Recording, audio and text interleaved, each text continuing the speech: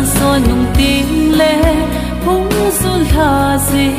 gian so đại tuy yên hắm hình ngồi xa at sắp nô gì bằng in và cài này mang ngô tha gạo ngui xa hal na đi và cài này mang ngô tha gạo mang xa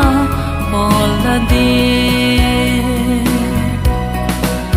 và solo hin khô cái hi sang in ba băng mol xanh din cái kia po sao vang mol hoi ba sao vang in mol mai ta nghe sao vang mol hoi ba sao vang in mol mai ta nghe sao vang mol hoi ba sao vang in mol mai ta nghe và số lâu tiếng ba hồi băng bê cây hi nông po một tuy pa lâu mê bol cây băng bê cây hi nông po gian so nông tiếng lệ hung sul ha gì gian so đại tuy yên hắm hình ngồi xa at sắp nô gì bằng in và cây này mang ngô tha gạo ngui xa hal na đi pakai nei mang ngô tha gạo mang xa hol na đi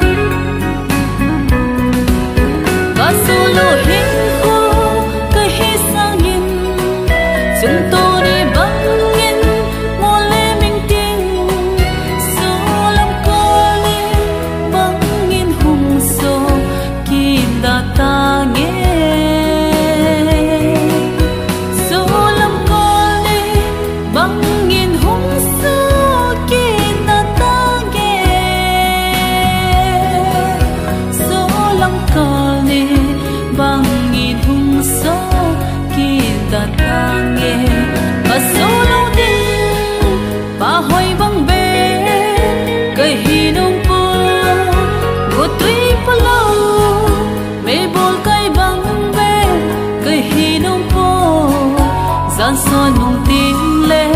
hung sul ha gì gian so đại tuy yên hắm hình ngồi xa at sắp nô gì bằng in và cài này mang ngô tha gạo ngui xa